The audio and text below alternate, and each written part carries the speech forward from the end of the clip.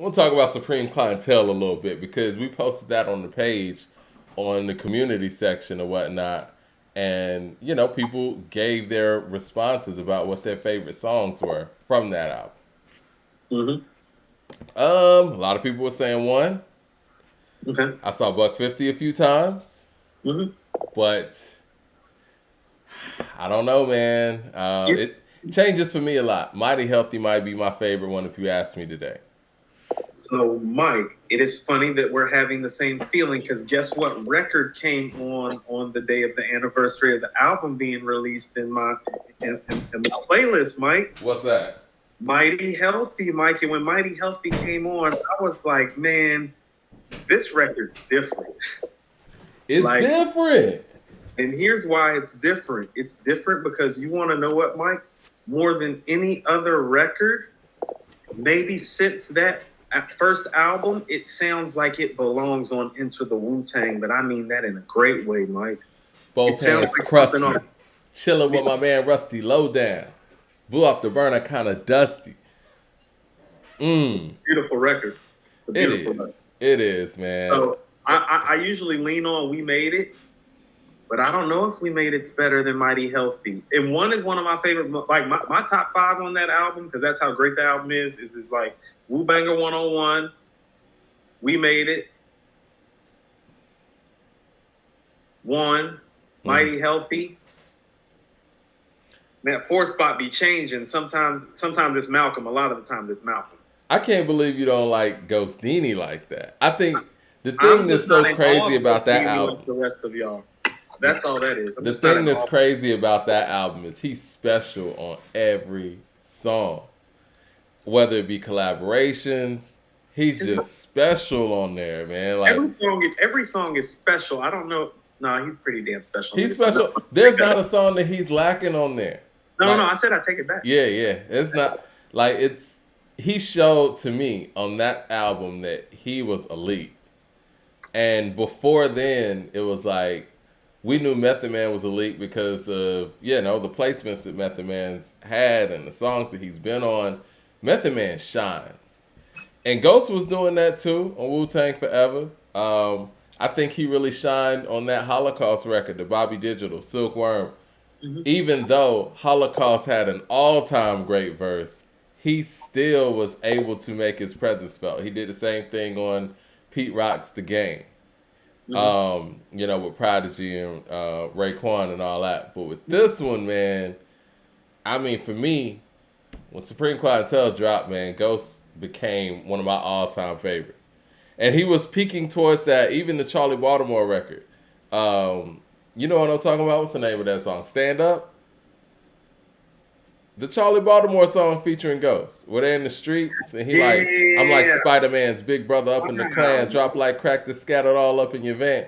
Mike, you don't got to pull that record out to prove your Ghostface Killah point. I'm just saying, like, he was showing that he was special in them moments, but then Supreme Clientele dropped, and it's like, oh yeah, he's all time.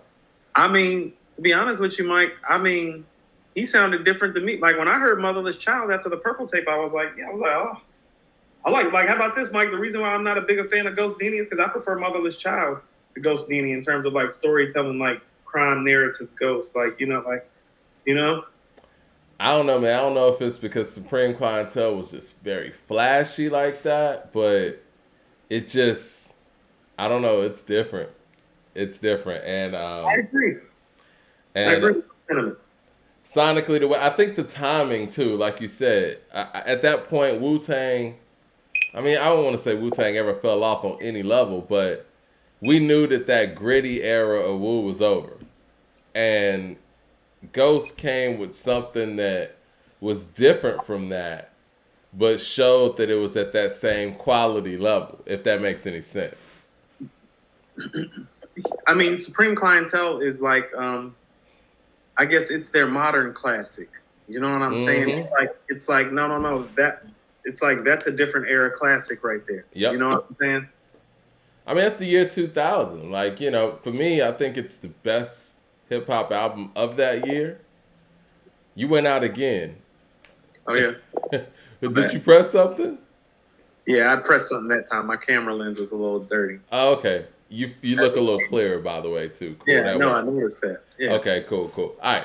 But yeah, I mean, that was the modern era. I think that's one of the best albums of the 2000s, and it came out in the year 2000. I mean, I personally think it's better than The Blueprint. I think it's better than Stillmatic. Maybe. I think it's better than B. Oh no, it's Possibly. not maybe better than Stillmatic. It's better than Stillmatic. I mean, Mike, you're speaking like a fan, and objectively, there are records on Stillmatic and B that compete with Supreme Clientele. It's not like Supreme Clientele exists in the stratosphere that Stillmatic and B doesn't. That's not the case. It might in your world. I think it's better than, and maybe it is in my world. Like just like that's you and that people's instinctive travels again thing. It's like I keep telling you, it's like the problem with when you say it's a classic, it's like, yeah, but it's not even like on the same level as the Low End Theory or Midnight Marauders. It's not to me. No, listen, with People's Instinctive, I'll admit, I personally like that album. I like how outside the box it is, creatively. I like how colorful it is. I like the, just how experimental it is on the production end. I think the problem with People's Instinctive for a lot of people is the fact that it's the album that, it's a Tribe album, but it's not the Tribe that people know. That's fair. And I think if that group would have continued on that path, they would have had a nice career. But I think that changing the path really turned them into the iconic, trendsetters and pace setters that they became. I mean, the first album was how do I say this? De La Soul has taken up that space. But Yeah, see, that's what cool. Tribe was able to do even from the jump, they had real hit songs. Not to say that Me, Myself, and I is not, which it is, but Bonita is an identity in a way where you can't really duplicate, sampling Knee Deep from Parliament Funkadelics. You can only do that one time. I think Me, Myself, and I was kind of a gift and a curse to De La, really. It was so big. And it really wasn't their identity either. It was bigger than their personalities were at the time. Yeah. And it's like they give you quality records. They're not giving you gimmicky records. I don't think the intent on that was to be gimmicky. No, I don't think so either. Right. It just happened that way. Kind of like El Segundo for Tribe. Like, Bonita kind of saved Tribe from, falling into that crevice. Because they could have fell into that whole, El Segundo lane, which was very Fresh Prince-esque. Yeah, I see what you're saying. But it was a more quality record than, Parents Just Don't Understand. I mean, don't get it twisted, but it still was just the tip of the iceberg for what they could do. And that's how I feel about Me, Myself, and I. It was just the tip of the iceberg of what they could do.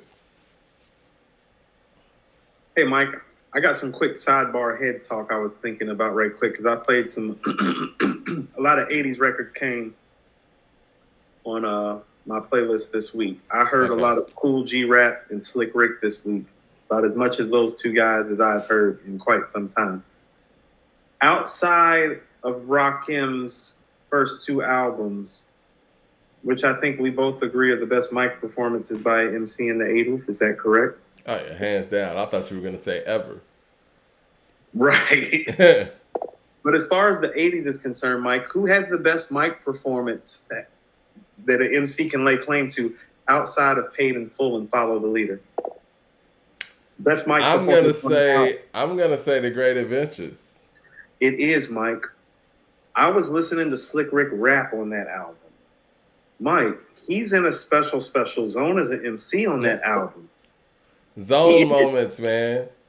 Like Ghost on Supreme Clientele, yeah. Yeah, I didn't realize it until, because here's what happens when I play The Greatest Adventures of Slick Rick. I usually play it together. The records came separately when it was hitting my playlist, so it was hitting me differently. Like Mona Lisa came, you know what I'm saying? Then Children's Story came. Then The Moment I Feared came, and then Hey Young. I'm like, he's zone. I'm like, oh yeah, okay, special stuff.